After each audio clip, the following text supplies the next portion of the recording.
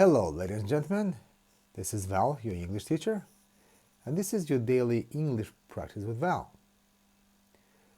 Today we continue most common English collocations with to do.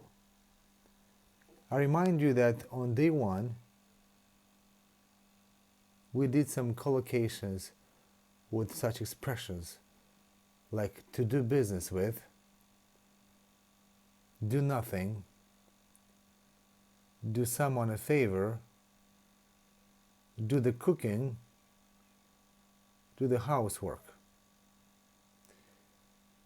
So today is part 2. Here they come. So repeat after me.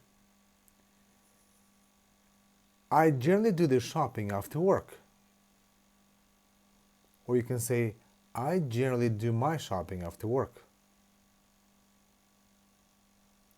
The next one, do the washing up. After having done the cooking, she did the washing up. Do your best. One needs to do their best to hit their target.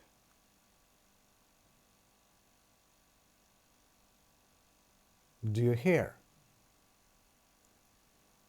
Every morning she does her hair in front of the mirror. However, when she goes to a wedding or big party, she goes to a hairdresser to have her hair done.